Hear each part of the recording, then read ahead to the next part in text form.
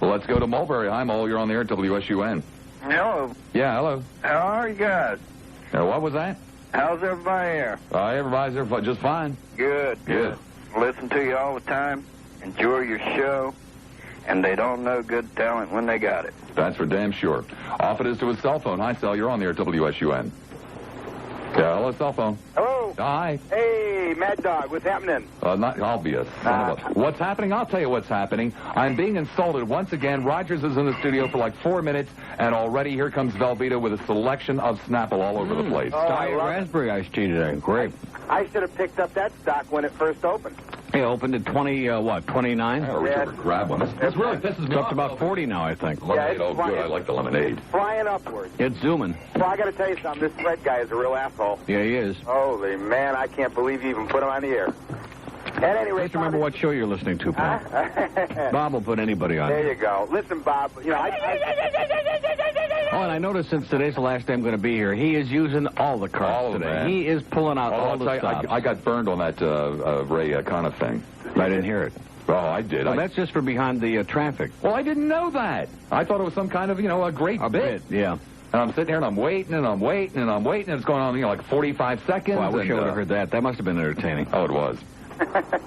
Hey, Neil. Yeah. Good to see you up here, man. Well, thanks a lot, pal. You coming out to West Shore tomorrow? Absolutely. Right. I got a question to ask you. Is Sharon Abadi going to be there? I don't know for sure, but if she's not working, I guess she'll come out. That'd be neat to see her. Everybody's coming out. Everybody's coming out. There you go. And we'll go to West Shore, too. Yeah, there you go.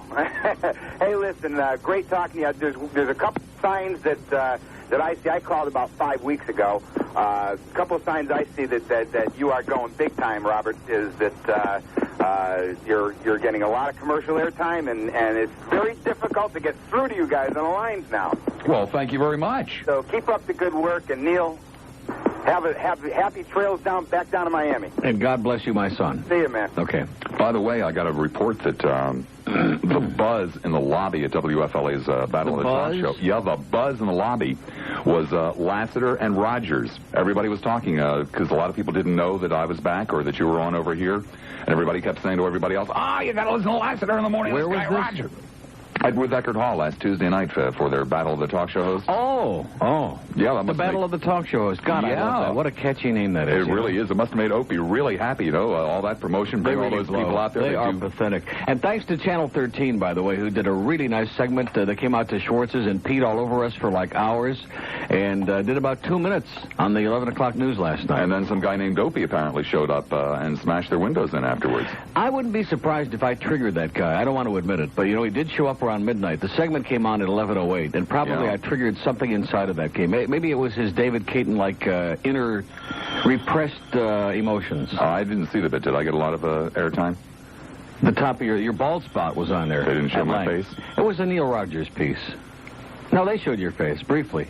They said, yeah, the real fat guy's there, too. Just shut up. I'm taking calls here. Hello? Hello? Hello. Yeah, hi. Bob. Yes. I just wanted to share my feelings about your show and Neil. Uh-huh. I just don't like Neil at all. Oh, why not? What's the problem? I feel so damn I like you a lot better. Well, guess what? Guess what, sir? Next week he'll be here all by himself. He'll have those charcoal certificates to give away. We'll be back in Miami with all the other heathens, and you can rest easy. Well, we won't be here intruding on your space. You got to understand. You got to understand that after you take enough of that crap, it starts. What the hell do you have, Randy Rhodes disease? Let the man speak. Yeah, let the man speak. What does he have to incoherent. It's 9 o'clock in the morning, and the man is incoherent. He does. He has Randy Rhodes disease. It's on doggy downers. Look, why don't you take the paper towels and the spritzer over there and go clean up the studio? It just seems to me when Neil doesn't want to hear something, he's not going to let the person speak. Go right ahead. Take all the time you like. And I don't think he could. I don't think he could kiss your butt. Or carry my job. I don't want to kiss his butt or yours either, sir, okay? I'm not into those. What the hell's the matter with my butt? I don't want to kiss it. Why not? Even your in-laws don't want to kiss. Although your wife said somebody could kiss it last night about that car. She's still frosted about the Lincoln. Oh, tell me about it. I tried to make light of it to try to loosen her up a little bit. I said, you're one of the people that mentioned it to her. Oh. You know something? You and Fred are a match made in heaven. This contrived my ass. Phony. Just calm down. Relax. Just take a deep breath. It's not your Just ass take another in puff trouble. on that cancer stick and relax, Bob. You can't touch Kurt.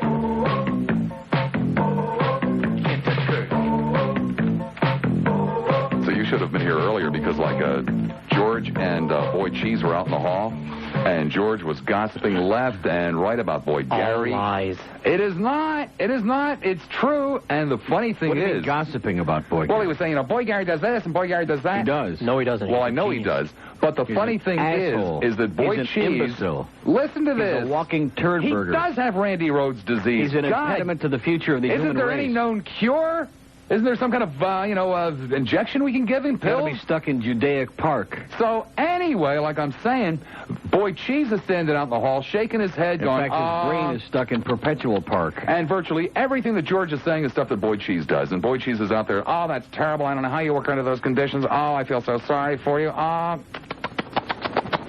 It was absolutely disgusting. I've never seen anything like it in my entire life.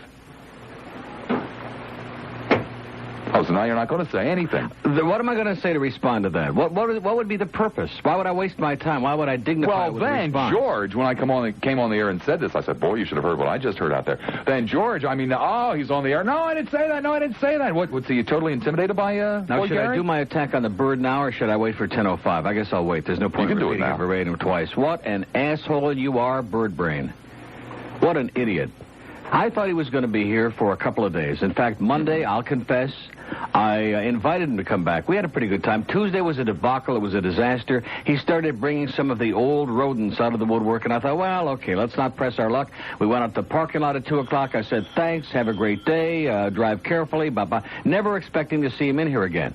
Wednesday morning, I'm sitting here with you. I'm going to shut that off. I can't take it. I can't stand it. Comes in my show. It is so hokey. Yeah, What's so, this obsession with hokey? So you were saying? So anyway, I'm sitting here, and it's like 9:45. I look around, all of a sudden, here he is again. Yeah. I said, I didn't think you were coming in today. He said, neither did I. Neither did I. Hey, you do that well. Yeah, and then Thursday he's here again. Yeah. We're feeding him and feeding him and feeding him, and you can tell the audience is like foaming at the mouth. And George tells me like 80% of the people who were calling down there were bitching about when the hell is he going back to Lakeland and getting the hell off the show. So then then George apparently fibs all the time, though. Can I finish with one story? You are the biggest loudmouth. Just smoke I have Randy Rhodes smoke disease. your faggot there and Okay. shut up for a minute, will you, Blob? All right. So he, can't just leave here yesterday, and say at the end of the show, well, it's been fun. I'm not coming back tomorrow. It's been enough. But, thanks for the lunch and thanks for the memories. No. Sticking around a little while to suck around with Rick and Suds under the guise of, well, he wants to talk about some of the local personalities, Jack Harris. Like, I don't know who Jack Harris is, right? And all this other crap. And he spent about 30 seconds on that. He spent about 30 seconds saying that Channel 13 is the best local news of any station in America. And we do love all our friends at Channel 13 who love us to a point of almost neurosis. They're good. But to make a statement like that is so asinine as to be absurd. Rhymes with turd and bird. And then he launches into the real reason for him staying here.